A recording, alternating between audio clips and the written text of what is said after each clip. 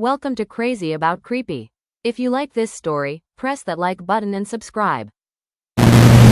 This is probably the most disturbing thing that has ever happened to me, and honestly, even talking about it now makes me feel sick, because for a long time I genuinely thought I was losing my mind.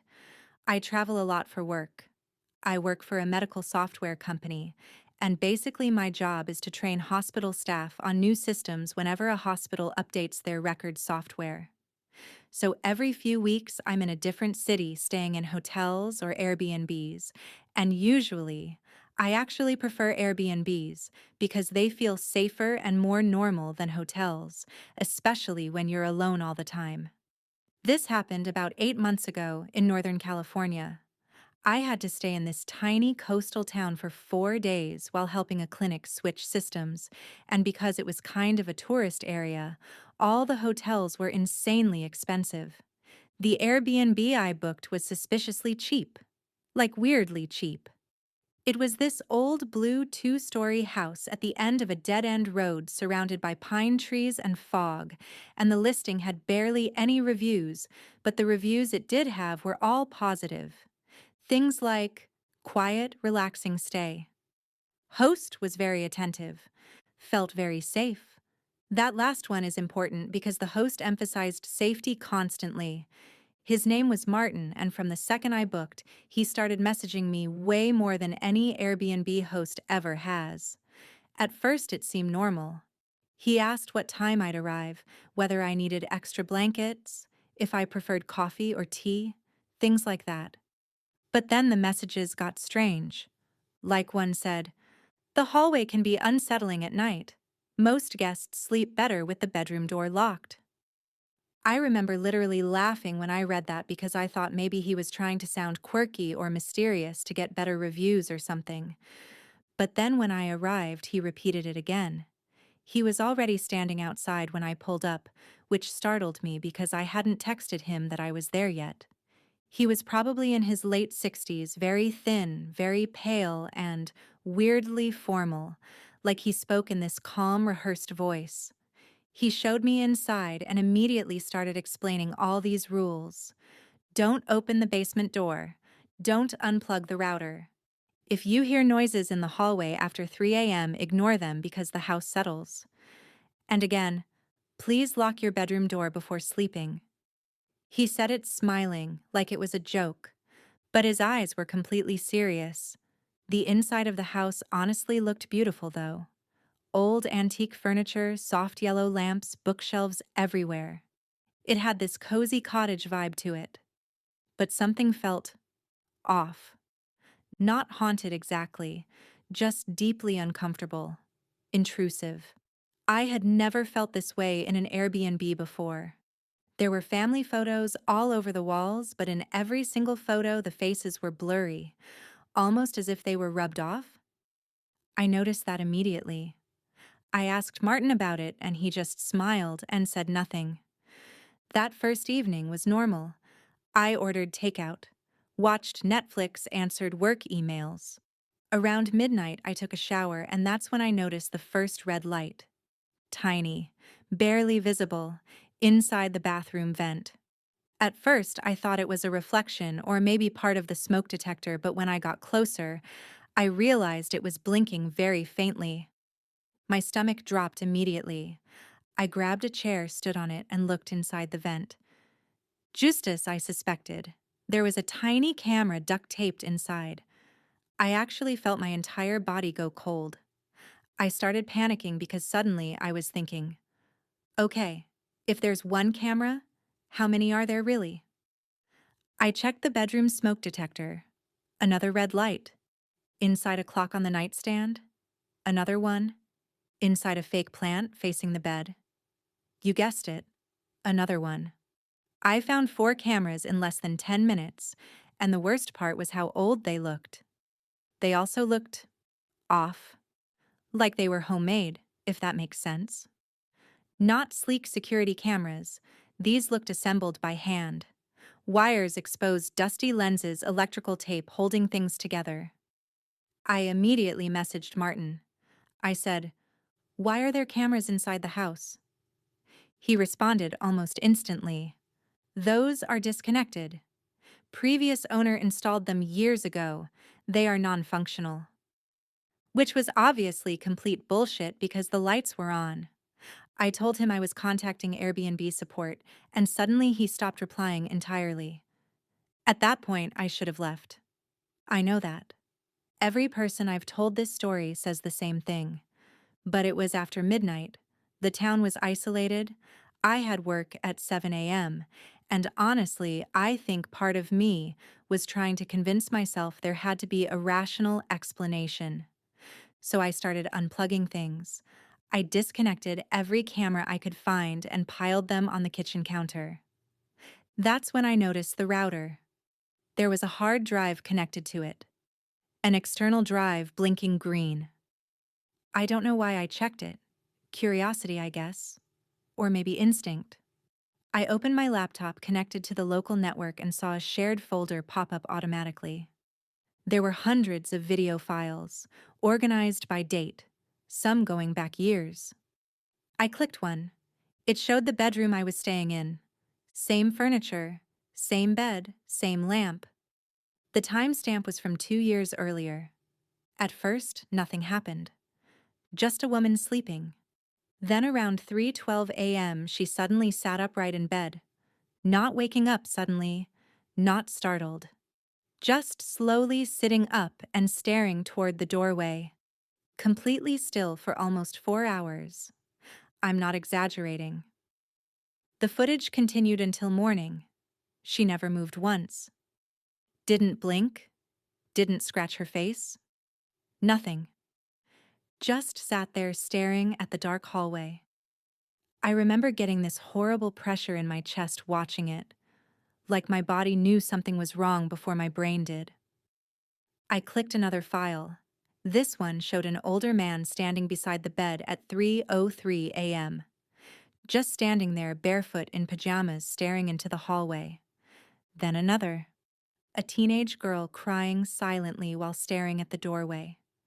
Another guest whispering over and over, "Don't let him see you awake." I started shaking at this point, like full body shaking, because every single person in these videos was reacting to something in the hallway, something the cameras couldn't fully see. And then I found the clip that still ruins my sleep now. The timestamp was only 3 months before my stay. A guy around my age was standing in the middle of the room facing the camera. His eyes looked swollen like he hadn't slept in days. For a while, he just stood there breathing heavily. Then very slowly, he leaned toward the camera and whispered, "He comes through the hallway after 3." Right as he said it, something moved behind him deep in the hallway outside the bedroom. It was tall. Way too tall. I only saw it for maybe a second, but it looked like someone unfolding themselves around the corner. The guy in the video saw it too because his entire face changed. I have never seen fear like that on another human being before. He started backing away, whispering, "No, no, no, no, no." And then the video abruptly ended. Not cut off, ended. Like someone manually stopped the recording. My phone buzzed so loudly I almost screamed. It was a text from Martin. "You watched the files, didn't you?" I froze. The text bubble appeared, then disappeared twice. Then, "You shouldn't have done that." I remember looking toward the hallway outside my bedroom and realizing the house had become completely silent. No wind, no creaking, nothing. Then I heard it. Footsteps upstairs. Slow, deliberate footsteps. Except I was on the second floor already. Above me was only the attic. The footsteps moved directly over my room, then stopped. I grabbed the pile of cameras from the kitchen and suddenly realized something horrifying. I had unplugged 4 cameras, but in the video files there were camera angles I hadn't found yet, meaning there were still more hidden in the house, watching me. Right then, all the lights in the house flickered once. My phone buzzed again. "Lock the bedroom door." I ran into the bedroom and slammed the door shut. Locked it, pushed a dresser in front of it. My hands were shaking so badly I could barely move. Then came another sound. Scraping from the hallway. Slow scraping like someone dragging their fingernails along the wall. Back and forth, stopping directly outside my room. I called the police. I whispered the entire situation because I was terrified whoever was outside the door would hear me. The dispatcher kept asking, "Ma'am, is someone inside the home with you?" I didn't know how to answer that because I genuinely didn't know. Then the doorknob moved, suddenly, like someone carefully testing whether it was locked.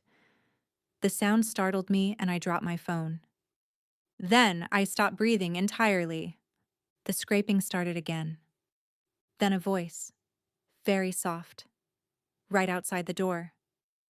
"You watched them?" It did not sound like Martin. It sounded wrong. Too deep, too uneven. I remember staring at the gap beneath the door expecting to see feet. Instead, I saw fingers. Long, pale fingers slowly feeling underneath the crack. I screamed. I couldn't help it. And the fingers immediately disappeared. Then came sprinting footsteps down the hallway. Violent, frantic footsteps. And then silence again. Then I heard the dispatcher desperately trying to get my attention. "Ma'am! Ma'am!" The police arrived maybe 10 minutes later, but it felt like hours. I heard them enter downstairs, heard them calling my name. When I opened the bedroom door, the hallway was empty, completely empty. The police searched the entire house and found no one. Not Martin, not anybody. But they did find something in the attic. Mattresses, food wrappers, water bottles, and hundreds of printed photographs of guests sleeping, including me. Photos from that night. Photos that could only have been taken while I was inside the house. Me eating takeout, watching Netflix, and eventually stepping into the shower. I felt dirty, violated. The police questioned Martin the next day. Apparently, he claimed the cameras were part of an old sleep study project and denied knowing anything about the videos. But here's the part that still makes me sick. Airbnb later contacted me and told me they had removed his listing permanently. Not because of hidden cameras, though that should have been enough. Because there had already been multiple complaints from previous guests describing the exact same thing. Waking up around 3 a.m., seeing someone in the hallway, hearing scraping outside the bedroom, feeling watched. One woman even claimed she woke up and saw a tall figure standing over the bed, staring down at her. And according to Airbnb records, she disappeared 3 days after her stay. They never found her. I asked the detective handling my case whether they thought Martin had been secretly living inside the house, like in the attic or walls or something. The detective got quiet for a second. Then he said something that honestly terrified me more than anything else. He said, "We checked the attic dust very carefully." I asked what he meant, and he said, "There were no footprints up there except yours and the officer's." I almost wish there had been an intruder. Then there would have been an explanation. Something that made sense. I still think about those videos constantly, especially the people staring into the hallway. Because now sometimes I wake up in the middle of the night for no reason at exactly 3 a.m. And every single time, for one horrible second, I have the overwhelming urge to look toward my bedroom door. Like something is standing right outside it waiting for me to notice. Something just beyond the darkness. A few weeks ago, I got a text from a number I didn't recognize. There was no message, just a blurry photo attachment. It was dark, grainy security footage of me asleep in my current apartment. Timestamped 3:14 a.m. Thanks for watching. I will be posting more original stories, but also some real experiences. Find us on TikTok, and remember to subscribe, like and share. Thanks and stay creepy.